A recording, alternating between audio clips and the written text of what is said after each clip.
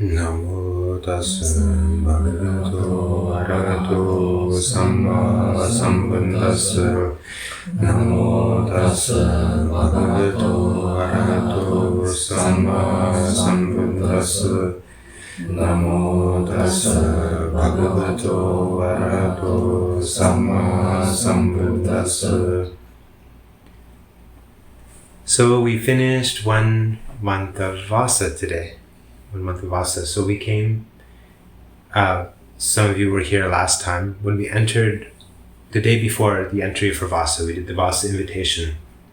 At that time we were celebrating the Dhammacakkappavattana Sutta, which is traditionally the first discourse of the Buddha, but as we said, the Buddha gave some small teachings before that. And so he went to Varanasi, and he picked up 5 special students. So we talked about how he picked those students. And during that month, actually during the first few days of that month, all of those students attained Nibbana. And so that means that this is the first full moon day, like it's a celebration of the first full moon day where they had 5 monks, the full Sangha, you can say. Although they would have been there for the new moon day of Vasana. And how today we're going to talk about the story of how they attained arahantship. So just to review, when the Buddha was a young boy, when he was, as we say, at that time he was just a bodhisattva, at his naming ceremony, then they invited 5 sages to come. Sorry, not 5, 8 sages to come and tell his future. So if any of you are from an Asian country, or even maybe parts of North America, you know about some of these fortune telling. Some people tell the fortune based on the face or by the palms of the hands. And some people read tea leaves, or they have tarot cards. So in those days, they would read the features of the body. And these 8 Brahmins, they discerned the different characteristics of the young bodhisattva, and they said one by one, this boy is destined for greatness. Either he will be a great king, great Chakravarti, wheel-turning monarch, or he will become a perfectly enlightened Buddha. But when they went on to the last one, his name was Kondanya, and he said, no, not possible. He will only become a Buddha. We know for sure. You guys don't know what you're talking about. So we had one opinion that turned out that was special, and he was the youngest of the eight Brahmins. So he is the one who attained stream entry on this Asalha Puja that we celebrated last time, and he is also the one who recruited the other 4. And so what he did, because he was the youngest, he knew he kept tabs on the other Brahmins, and he knew that they were passing away. And so they had all of the other 7 had passed away. And so he would watch their family. Okay, they have sons. And so he kept track of them. And when he heard that the Bodhisattva had gone forth, he went to each of the 7 and said, okay, now is our opportunity. Now this person will become a Buddha, and this is our chance to serve him and help in his quest. Will be part of the story in the future when they're writing the suttas and the Jataka stories. Then we'll have our place in those stories. So they went with him, he went to them, and out of the 7, he found 4 agreed. And so their names were not venerable, but they became Venerable Vappa and Mahanama, and then Asaji and Badya. So we had, and then add to that Kondanya. So these were the 5 ascetics. And so they were practicing these severe austerities with the Bodhisattva, and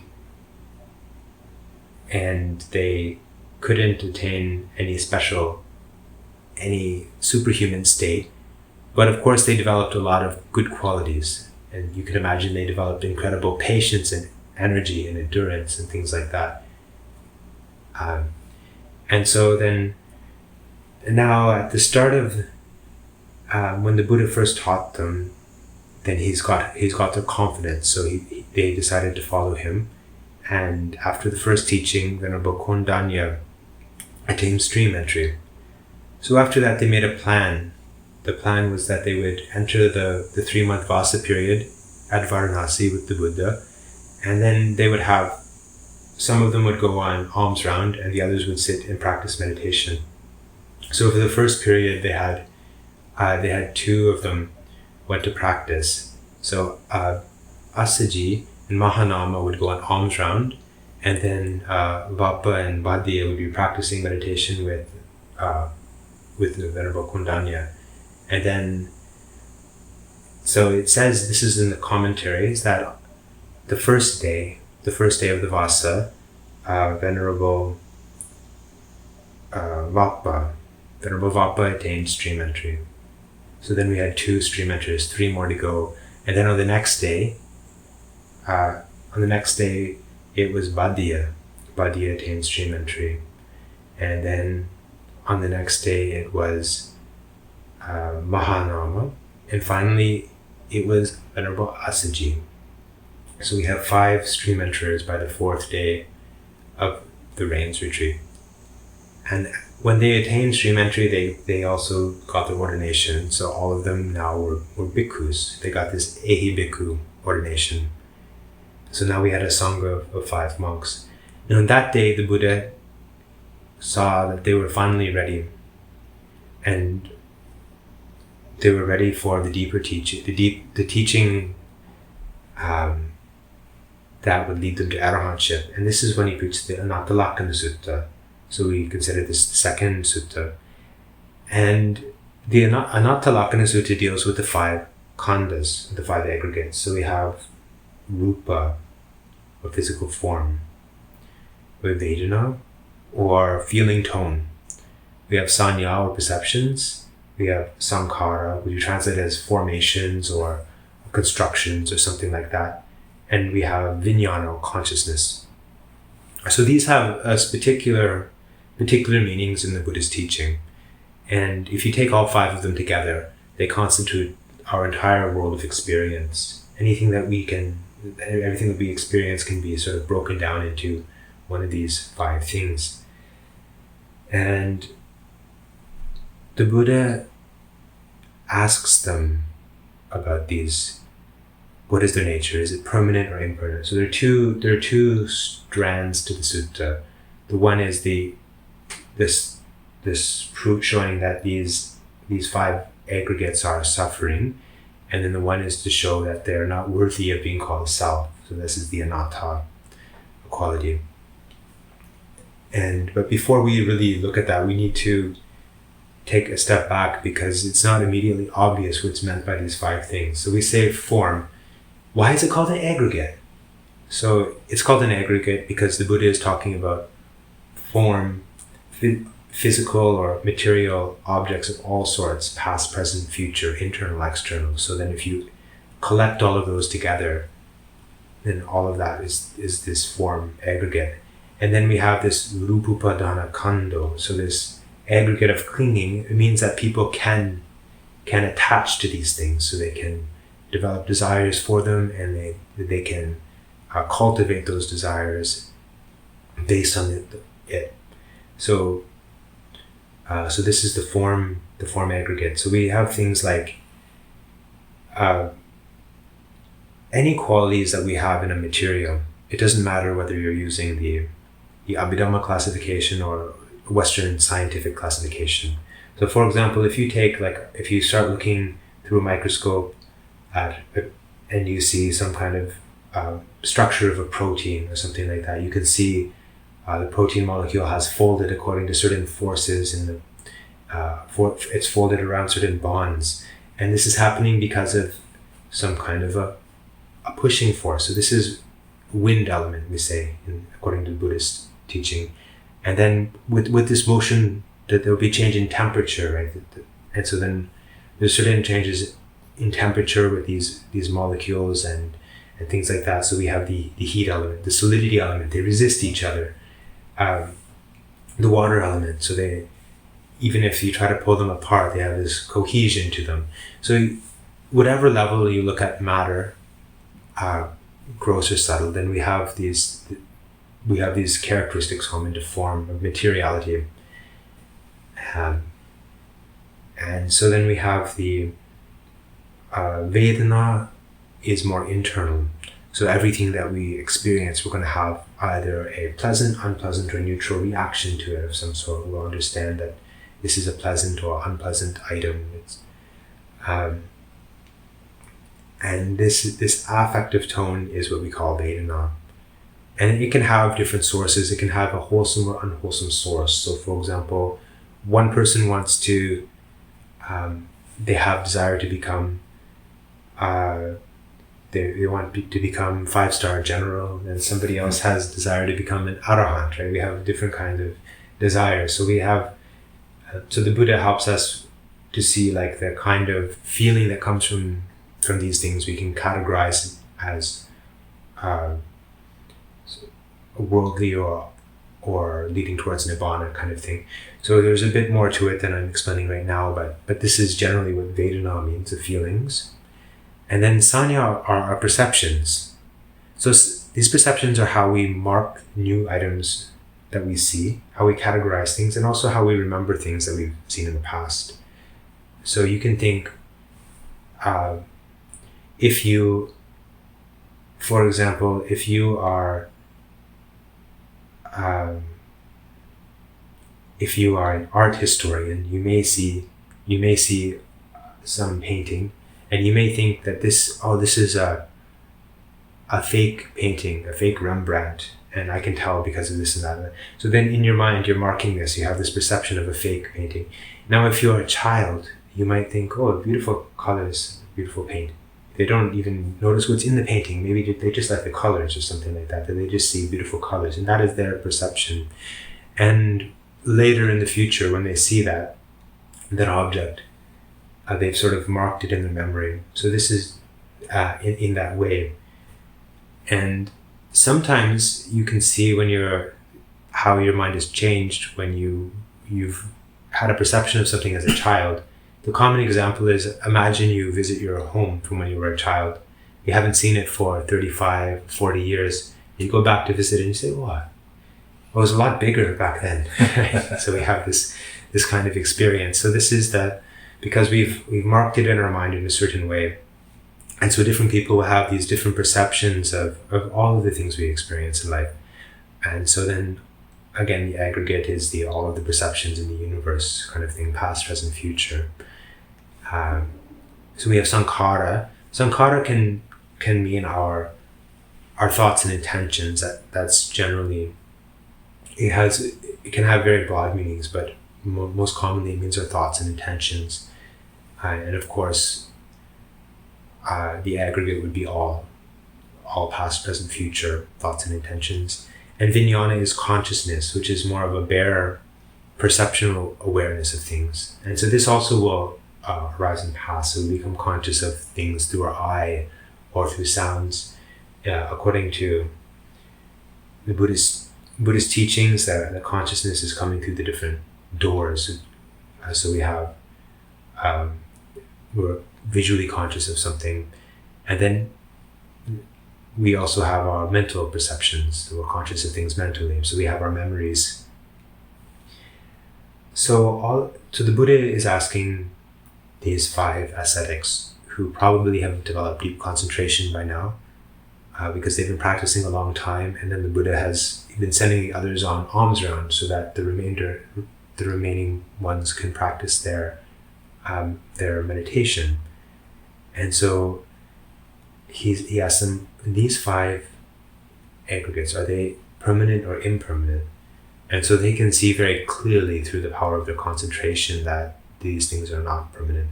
They're always changing and they're unstable. So then he asks them to reflect on this. If they're unchanging and unstable, are they pleasant or unpleasant?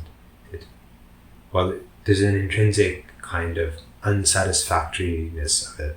And so this is what he calls dukkha. So this is the Buddha is saying, are they dukkha or sukha? Sukha is happiness, or they're pleasant, or something like that. So then after going through this, the Buddha asked them also about these things, if you were to command them. So then his conclusion from that is that if something is like this, is it suitable to say this is mine? I'm this is myself. So this is one aspect of coming towards this anatta, or this not self-teaching. The other angle the Buddha is saying is that if you really had a self, shouldn't you be able to control it? So you can think of like a superhero, maybe some kind of superhero can change the way he looks, and then he can't die, and he can fly through space and do all of these things. So then we have to look at ourselves. Are we capable of doing this? We want to become very tall. We can become tall and then become short. We can live as long as we want, or whatever.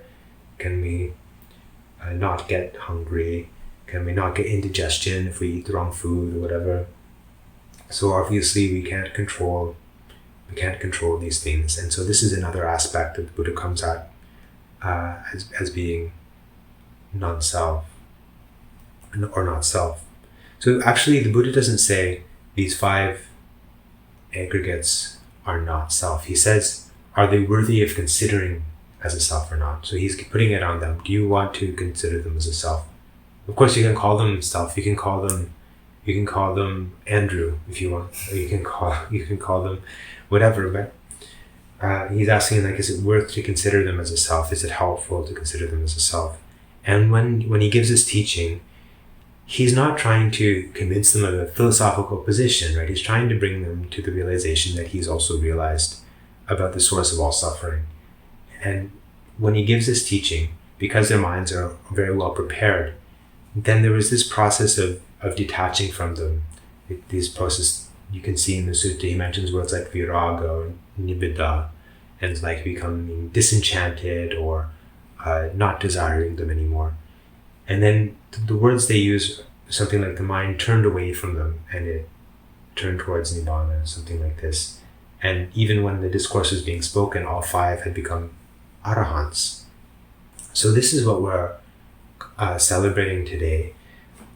But there's another aspect to it, because now I've already explained the sutta, and probably the listeners didn't become arahants for what we explained, because all of us have heard, or most of us have heard this teaching many, many times, but our minds don't have the same reaction as those first 5 monks, because our minds are not prepared in the same way. So we have to turn back to ourselves and say, okay, we go back to other places in the suttas and understand that when does the Buddha give this teaching? And we find out, actually, he usually gives it for people who've already attained at least stream entry, or if they have trained one of the higher path and fruition knowledges. And then he's using this teaching for them to attain to the highest. So this is a very deep teaching. And so for people who are not at that level yet, it doesn't sink into our minds as much. So we shouldn't feel discouraged. But we should also understand that there are uses for it. And so one thing is to see, one thing is that we can use it as an intellectual reflection sometimes, just for the sake of accepting situations that we can't control. So we understand that it's not only, for example, you have a situation at work or something like that, and you've already tried everything you can do to correct the situation, but maybe the stock market's really down or interest rates are really high, and there's not much you can do to alter the situation. And you can use these kinds of reflections about it to try to bring a state of equanimity into your own mind. We can also reflect that these things are not like a fixed and permanent self, but we can also take a different attitude towards self, because there are other teachings that the Buddha is giving for people who are not at this highest level. And then, for example, he uses this word, atahiyatano anato, make yourself one's own refuge, and things like this. So the Buddha is actually telling us sometimes to act for the benefit of our own self, for our own atta. So we understand that all of these things we're experiencing are changing, but we can, if we weren't able to craft these things into something that can walk along the Noble Eightfold Path, then we'd never be able to get to the end of it. We'd never be able to get to Nibbana. And so we can also think about ourselves as something. We can think about sort of creating these factors, and we can investigate like, what factor am I lacking in? So we don't need to make philosophical standpoints about a self, but we understand as we're walking around in daily life, it feels like there's a self. Like, it feels like I'm giving a Dhamma talk. I have to admit that. It feels like I'm giving a talk right now. And you see, this feeling of a self doesn't go away until you reach the stage of anagami, the third stage of enlightenment. So somebody who's attained stream entry, what they've eliminated with the sakkaya ditthi, it's like the ditthi, the philosophical standpoint that I am the self. Okay, so somebody who's reached stream entry, one of the things that they have eliminated is this deep belief in it. But there's a sutta called Khemaka Sutta in the Samyutta Nikaya, and this is a very interesting sutta.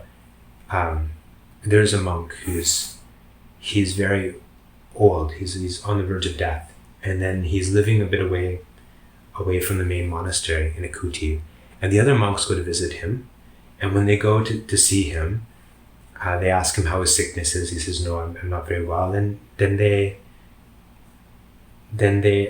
start asking him a series of questions. And so they ask him the first question: Do you think the sort of your body is yourself and your mind is yourself? He's like, "No, I don't think that." And then they go back and they ask him another question, and finally they go back a third time. Does that mean you're an arahant? Then he goes back. He said, "Fine, I'll just come to the monastery. You ask me the questions there." So he goes back to the monastery and he explains to them, "I don't believe that I am a self or that I have a self, but it feels like a self." So they're asking him questions like, if it feels like you have a self, where is that self coming from? Then he gives the example of this. The example is the flower. He says, if somebody holds up a flower and then they say, does the smell of the flower belong to the petals or to the stamen or to the pollen or to the leaves? Leaves like that? No, they just say the flower has a smell, right? The scent of the flower. And so too, then, even though he knows that each of the 5 aggregates doesn't have a self, it's not his self, but it feels, the whole thing gives the impression of a self. And so it seems that he was an anagami. And so it's a very lofty state to really be able to uproot the sense of the self. So when we look at these not self teachings, so it's important again to bring it back to the different ways that we might find it helpful, like for our stage of the practice. So then if you're looking at it that way, then we're trying to craft our practice in a way, sort of craft ourself, you can say, in a way that is leading towards our sense of the self, that's leading towards Nibbana. Then we can go back and look at the Sila and Samadhi and Panya classification. So we have our morality, concentration, and wisdom aspects of the Noble Eightfold Path. And so we can look at the different sorts of things that the Buddha encouraged us to develop, and we can see which ones we're sort of lacking in. So one way to start with this is to just look at your mind in your meditation. So some people, when they sit down to meditate, then they have a lot of regret. So somebody who's, especially if you've had, maybe somebody's had a divorce, or maybe they had an argument with their parents or their children, or whatever kind of regret somebody might have. then this kind of a person, when they meditate, they might get a lot of thoughts of these painful memories. And so one thing that can help with this is to try to develop the quality of forgiveness, right? Because if you're able to forgive other people, then you might become more able to forgive yourself. And so to do this, one of the ways of doing this is to simply try to meditate on this quality of forgiveness. Maybe to read some passages or some poems about forgiveness, or even just to recite the word in your mind, forgiveness. There's like the poem in The Merchant of Venice, the quality of mercy is not strained. It dropped like a rain from heaven upon the place beneath. It is twice blessed. And then these kinds of poems you can reflect on. And also to reflect on, sometimes people can't forgive themselves about things they couldn't control. And so in this case also, we can use this anatta teaching to reflect on that. So sometimes, for example, like if somebody has there's some kind of an accident, then people can think about it again and again. Oh, why didn't I do that? Or if I only had done this, I could have prevented it. So if you try to analyze the different causes and effects, usually it's not so helpful to start right away with that event. So if you start with that event, you might have a lot of bad feelings, but you can think about some kind of external event. So you can say like, this is only one aspect of wisdom, but the thinking aspect is part of wisdom. And you can think about, for example, there was some flood damage, and maybe there was some flood damage from a hurricane. And you can think about all of the factors that went into that. The cloud had formed, and the water had to be a certain temperature, and then the wind had to come to shore at a certain time, and it had to break through the dike, and then the drainage had to fail or whatever. All the different factors that are going into whatever unfortunate thing. And again, pick something that's not affecting you too personally, and try to understand these different kinds of causes that went in. Sometimes somebody who was harmed by the flood has made a bad decision. They didn't listen to the evacuation order, or it's possible that the order didn't go out from the radio or whatever.